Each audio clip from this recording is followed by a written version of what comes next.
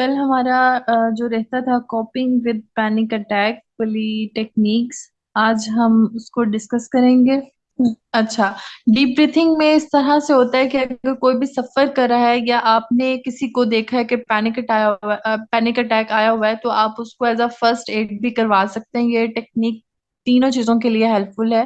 Paper point of view से भी deep breathing एक हेल्पफुल टेक्निक है। अगर आपके पास कोई क्लाइंट आया है या किसी को आपने देखा है कि वो विक्टिमाइज है, तो हम उसको किस तरह से करवाते हैं डीप ब्रीथिंग के नाक से उनको सांस लेने का कहा जाता है और मुंह से निकाला जाता है। इस प्रोसेस को जल्दी नहीं किया जाता, स्लोली किया जाता है ताकि ऑक्सीजन लेवल प्रॉपर तौर से लंग्स में आ सके। या फिर इस तरह से भी किया जाता है कि नाक से सांस लिया है, 1 2 3 काउंट किया है और फिर मुंह से निकाला है। इस तरह से 20 टाइम मिनिमम किया जाता है। नेक्स्ट जो टेक्निक है वो है माइंडफुलनेस की। पैनिक अटैक से जब भी पर्सन सफर कर रहा होता है तो वो प्रेजेंट सिचुएशन में क्या हो रहा है और उसकी जात के साथ क्या हो रहा है वो रियलाइज नहीं कर पाते। जिस तरह से हमने पहले पैनिक अटैक के अंदर एक सिम्टम पढ़ा हुआ था, डीरियलाइजेशन और डीपर्सनलाइजेशन। उस वाले सिम्टम्स के लिए भी ये वाली टेक्निक यूज की जाती है।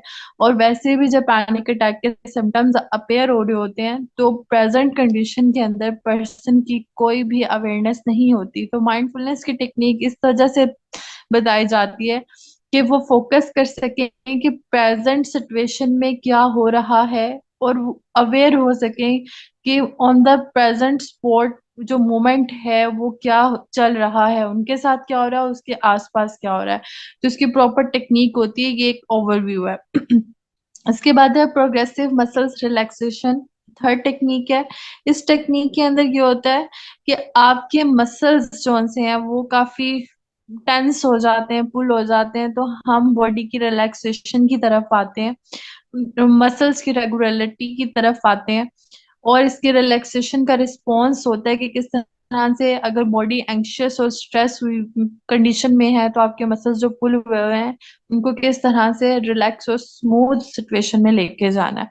तो प्रोग्रेसिव मसल रिलैक्सेशन टेक्निक इसके लिए काफी हेल्पफुल होती है। फोर्थ टेक्निक है विजुअलाइजेशन। अच्छा, विजुअलाइजेशन के अंदर हम ऐसी सोचों को ऐड करते हैं, मतलब सॉर्ट ऑफ इमेजिनेशन, जो आपको काम कर सके, जो आपको रिलैक्सेशन की तरफ लेके जा सके। जैसे कि हम इमेजिन करने का कहते हैं कि कोई भी आपको जो फैंटेसी है या कोई नेचर के रेलेवेंट सिनेरियो है, अगर वो अच्छा लग रहा है तो आप उसको इमेजिन करें ताकि वो आपके जितने भी फीलिंग ऑफ फियर आ रहा है या खौफ की जो कैफियत महसूस हो रही है उसका रिस्पॉन्ड वो काम और रिलैक्सिंग वे में कर सके। मतलब नेगेटिव इमोशन को हम कोई भी सिनेरियो को इमेजिन करने के बाद रिलैक्सेशन और काम की तरफ हो आ सके।